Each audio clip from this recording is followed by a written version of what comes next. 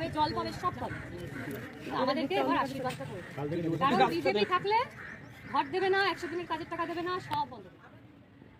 তো আমাদের সোনারপুরের বিধায়িকা ম্যাডাম লাভলি মৈত্র এসেছেন জনগণের কাছে তাদেরকে উন্নয়নের টুপি পরাতে এবং তাদের কোনো সমস্যা আছে কিনা জানার জন্য। তিনি বলছেন যে এবারের ভোটে আমাদেরকে আশীর্বাদ করুন, তাহলে আপনারা ঘর পাবেন, জল পাবেন, 100 দিনের কাজের টাকা পাবেন। তো এখানে আমার একটা ছোট্ট প্রশ্ন আছে। তো বলছিলাম কি লাভলি ম্যাডাম, আপনারা তো গত 15 বছর ধরে আমাদের পাশে আছেন, বাংলার জনগণের পাশে আছেন, তাহলে তারা কেন এই 15 বছরের মধ্যে ঘর জল এগুলো পায়নি? এত যে উন্নয়নের পাঁচালি শোনাচ্ছেন, উন্নয়ন কি আপনারা আদৌ কিছু করেছেন নাকি শুধুমাত্র লুটেই গেছেন? তো চলো তোমাদেরকে দেখাই যে এরা গত 15 বছর ধরে সাধারণ মানুষের ঠিক কি উন্নয়ন করেছে। 20,000 টাকা মাংতিছে, আর ওরা পয়সা মাংতিছে, বলছে বাড়ি তোমাদের নামে দিব।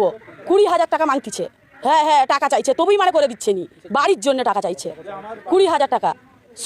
সুজিত রায় পঞ্চায়েত আমাদের সভাপতি, হ্যাঁ ব্লক সভাপতি। আরে ব্যাস, এ কি উন্নয়ন! মানে এরা তো দেখছি ঘরের টাকা দেওয়ার আগে ঘরের টাকাটা কি করে লুটবে তার ব্যবস্থা করছে। মানে ব্যাপারটা ভালো করে বুঝুন যে আপনি 20,000 টাকা কাটমানি না দিলে এই তৃণমূলের নেতারা নেত্রীরা আপনাদেরকে ঘরের টাকা দেবে না। আর সব থেকে বড় কথা, এই মহিলা কিন্তু সংখ্যালঘু। মানে ব্যাপারটা একবার বুঝুন যে লোটার বেলায় কেউ কিন্তু ছাড় নেই, কোনো বাদ বিচার নেই, মানে যাকে পাচ্ছে এরা তাকেই লুটছে। কাটমানি নেওয়ার বেলায় এদের কাছে সবাই এক। আরে ভাই, তাহলে উন্নয়নটা কাদের করছেন? মানে সেটা একবার বলুন যে উন্নয়নটা আসলে কাদের হচ্ছে আমাদের পশ্চিমবঙ্গে। আর আমাদের পশ্চিমবঙ্গে যাদের যাদের কাছ থেকে এরা কাটমানি চেয়েছে, কাটমানি টাকা চেয়েছে, আমি তাদেরকে বলছি আপনাদের বাড়িতে মুড়ো ঝাঁটা আছে তো? তাহলে যখনই এরা ভোট চাইতে আসবে, যখনই এরা উন্নয়নের পাঁচালি শোনাতে আসবে, তখন এদেরকে ঝেঁটিয়ে বিদায় করবেন। এদেরকে প্রশ্ন করবেন যে গত 15 বছর ধরে এরা ঠিক কি উন্নয়ন করেছে এবং 5 বছর পর পর কেন এদের আপনাদের কথা মনে পড়ে। সারা বছর এরা কি করে প্রশ্ন করুন এদের কাছে।